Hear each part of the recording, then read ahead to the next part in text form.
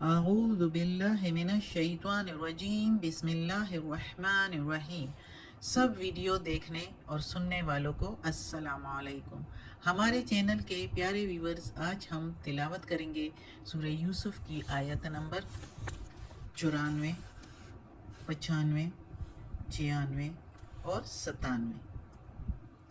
یعنی کہ آیت نمبر 94، 95، 96 اینڈ 97 انشاءاللہ تلاوت کریں گے ترجمہ کے ساتھ اور تفسیر کے ساتھ۔ تو چلیں شروع کرتے ہیں آج کا سبق،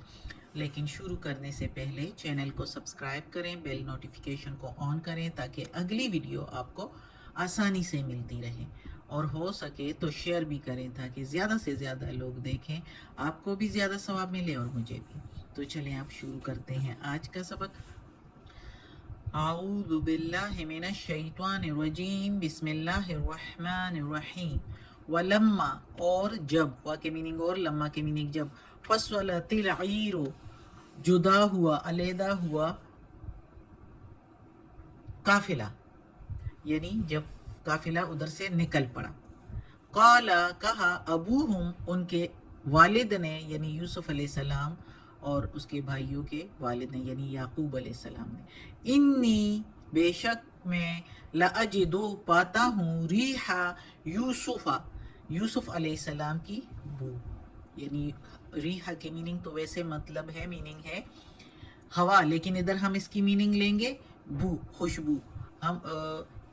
کہا ان کے والد نے، بے شک میں تو پاتا ہوں بو یوسف علیہ السلام کی، لولا ان تفندون اگر نہیں تم کہو کہ بوڑھا دیوانہ ہو گیا ہے۔ اب اس آیت میں مزید اللہ تعالیٰ یوسف علیہ السلام کا قصہ جو ہے چلا رہا ہے، اور اللہ فرما رہا ہے کہ جب یوسف علیہ السلام کے بھائیوں کو پتہ چلا کہ یہ یوسف علیہ السلام ہیں، ان کا بھائی یوسف ہے، مصر کا بادشاہ بنا ہوا ہے، تو یوسف علیہ السلام نے پھر، ظاہر ہے یوسف علیہ السلام کے بھائیوں نے کہا ہوگا کہ باپ کی نظر بھی چلی گئی، بینائی بھی چلی گئی آپ کی جدائی میں اور غم میں، تو یوسف علیہ السلام نے اپنا کرتا دے دیا ان کو کہ یہ لے جاؤ اور میرے باپ یعنی یعقوب علیہ السلام کے چہرے پر ڈال دو، تو وہ دیکھتا ہوا آئے گا باپ میرا، یہ ابھی یا اتی بصیرہ۔ تو وہ وہی کر رہے ہیں، اور جیسے ہی وہ قافلہ بھائیوں کا، یوسف علیہ السلام کے بھائیوں کا قافلہ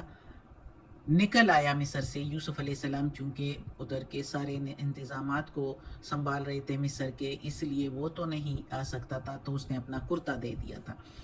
تو وہ جب ان کا قافلہ مصر سے نکل پڑا تو ابھی وہ راستے میں ہی تھے کہ ادھر قدرت کی طرف سے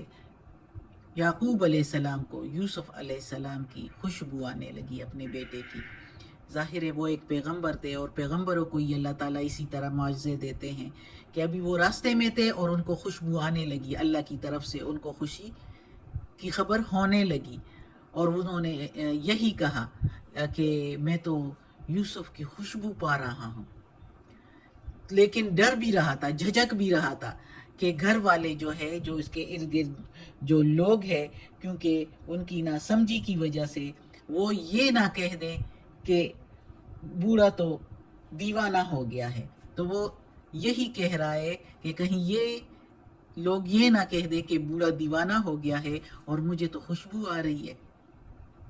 لیکن اس نے کہہ دیا اس طرح اپنے ارد گرد کے اپنے گھر والوں کو، تو گھر والے کیا کہتے ہیں دیکھتے ہیں، اگلی آیت میں پڑھتے ہیں۔ قالو کہنے لگے، تاللہ اللہ کی قسم، انکا بے شک تم تو، لفی میں، دلالکا گمراہی، یا ادھر ہم میننگ لیں گے غلطی، دلالکل قدیم، بے شک تم تو پرانی غلطی میں پڑے ہوئے ہو۔ اب دیکھو اس آیت سے پتہ چلتا ہے کہ یعقوب علیہ السلام کے سارے گھر والے جو ہے وہ یعقوب علیہ السلام کی قدر نہیں کرتے تھے، ان کو وہ قدر نہیں تھی کہ ایک چراغ جو گھر میں جل رہا ہے اس سے پورا شہر، پورا ملک روشن ہو رہا ہے، لیکن وہ جو ہے وہ اس کی قدر نہیں کرتے، اور یعقوب علیہ السلام کو خود بھی معلوم تھا، اس لیے تو اس نے کہا کہ کہیں تم لوگ یہ نہ کہہ دو کہ بوڑھا جو ہے دیوانہ ہو گیا ہے۔ اس لیے تو یعقوب علیہ السلام نے یہ اس لیے کہا کہ اس کو معلوم تھا کہ اس کے گھر والے اس کو نہیں سمجھتے، وہ اپنے گھر والوں سے مایوس تھے، اس لیے اس طرح کا کہہ دیا۔ اور وہی بات تھی کہ اس کے گھر والوں نے یہی کہہ دیا کہ آپ تو وہی پرانی غلطی میں پڑے ہوئے ہو کہ یعقوب علیہ السلام کہاں وہ اس کے خون کا لگا ہوا کرتا لائے تھے، اور تم ابھی بھی اس کے زندہ ہونے اور دوبارہ آنے کا یقین رکھتے ہو، تمہارے دل میں ابھی بھی اس کے واپس آنے کا یقین ہے، کیسے تم یقین کرتے ہو؟ یہ تو تمہاری پرانی غلطی ہے، یہ گھر والوں نے کہا، ارد گرد کے ان کے جو لوگ تھے۔ تو وہ تو پیغمبر تھے۔ اب اگلی آیت میں دیکھتے ہیں، پڑھتے ہیں، فَلَمَّا أَنْ جَاءَ الْبَشِيرُ، پھر جب آیا ان کے پاس خوشخبری والا، القاہ، اور ڈالا اس کو، یعنی اس شرٹ کو، اس قمیص کو، علی، اوپر، وجہہ، منہ پر اس کے، فرتدا، پھر لوٹ آیا، بصیراً، نظر اس کی، پھر لوٹ کر ہوا وہ دیکھنے والا، ایسے بھی کہہ سکتے ہیں۔ قالا، کہا، علم، کیا نہیں، اقل لکم، کہا تھا میں نے تم کو، انی، بے شک میں، اعلم، جانتا ہوں، من اللہ، اللہ کی طرف سے، ما لا تعلمون، جو نہیں تم جانتے۔ اب اس آیت میں یعقوب علیہ السلام کی وہ بات سچ ثابت ہوئی جو انہوں نے کہا کہ مجھے خوشبو آ رہی ہے، اور گھر والے جو کہہ رہے تھے کہ پرانی غلطی میں ہو، تو وہی بات سچ ثابت ہوئی اور خوشخبری دینے والا گھر آ پہنچا۔ اور ظاہر ہے جب یہ قرآن میں ہے کہ اس نے وہ کرتا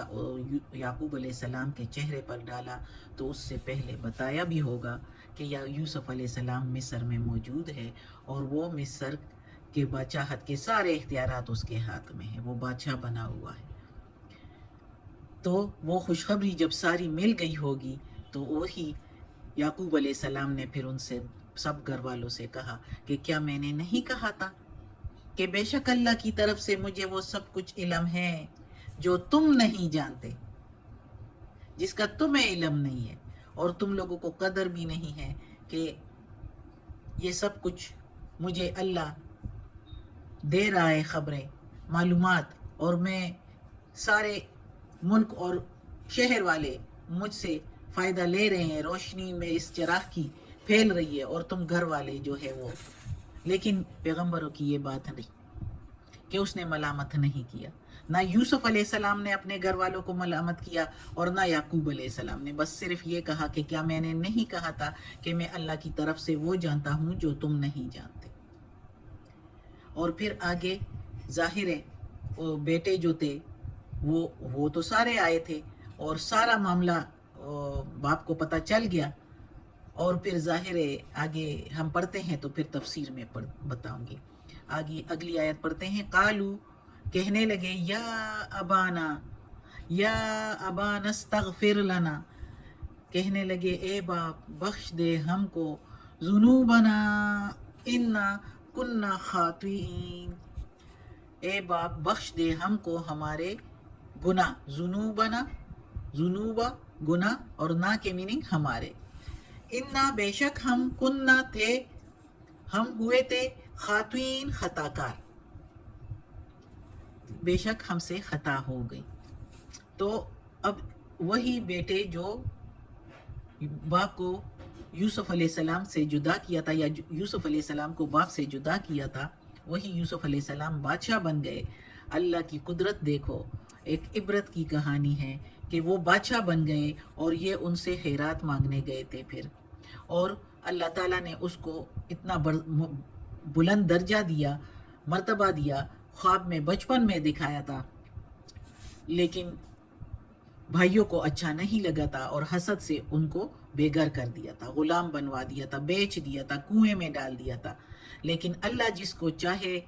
بلند درجہ دے تو کوئی اس کو روک نہیں سکتا۔ یہی اس کہانی کا، اس قصے کا سے ہمیں سبق ملتا ہے، اور اس سے کافی ہمیں اور بھی سبق ملتے ہیں اور عبرت ملتے ہیں۔ کہ اب سبق یہ بھی ملتا ہے کہ یوسف علیہ السلام کے بھائی کتنے خط اپنے آپ کو اس وقت ملامت ہو رہے تھے اور شرمندہ ہو رہے تھے اور یوسف علیہ السلام کے سامنے، لیکن یوسف علیہ السلام نے اپنے بھائیوں کو شرمندہ نہیں ہونے دیا۔ یہ سبق بھی ملتا ہے کہ وہ شرمندہ ہو گئے تھے تو یوسف علیہ السلام نے شرمندہ نہیں ہونے دیا اور کہہ دیا کہ پرانی باتیں ختم، اب میں نے معاف کر دیا ہے، اور اللہ سے دعا گو ہوں کہ اللہ بھی آپ لوگوں کو معاف کر دیں۔ اور ادھر بھی پھر وہ جب یعقوب علیہ السلام کے پاس آتے ہیں، اپنے باپ کے پاس، تو شرمندہ ہوتے ہیں باپ سے بھی، اور باپ سے ظاہر اولاد ہے، باپ سے تو آسانی سے ہر کوئی کہہ دیتا ہے، ماں باپ کے آگے تو کسی کا پردہ نہیں ہوتا۔ تو باپ کو وہ پھر اپنے باپ کو کہہ دیا کہ اے باپ، ہم کو بخش دے ہمارے گناہ، ہمیں معاف کر دیجئے، کیونکہ ہم خطا کار ہیں، ہم نے یوسف علیہ السلام کے ساتھ ایسے کیا۔ اب تو سب کچھ سامنے آ گیا، آگے پڑھیں گے وہ انشاءاللہ اگلے سبق میں۔ اللہ ہمیں توفیق دے اس قرآن مجید کا ترجمہ مکمل کرنے کی اور اس پر عمل کرنے کی توفیق دے۔ صدق اللہ العظیم۔ یا اللہ، یا پروردگار، یا رب العالمین، یا مالک یوم الدین، یا علی کل شیء قدیر، یا اللہ یہ تیرے کلام قرآن مجید کی تلاوت کی ہے، ترجمہ اور تفسیر کے ساتھ اس میں کوئی غلطی ہوئی ہو تو معاف کر دینا، تو معاف کرنے والا مہربان ہے۔ یا اللہ زیر زبر پیش میں یا تلفظ میں تو معاف کرنے والا ہے۔ یا اللہ ہمیں عافیت والے معاملات دے، ہماری بیماریاں، تکالیف، پریشانیاں اور برائیاں ہم سے دور کر دیں۔ اور یا اللہ، یا پروردگار، یا رب العالمین، یا مالک یوم الدین، یا علی کل شیء قدیر، یا اللہ ہمیں اپنے نیک اور صالح لوگوں میں شامل کر دے، آمین۔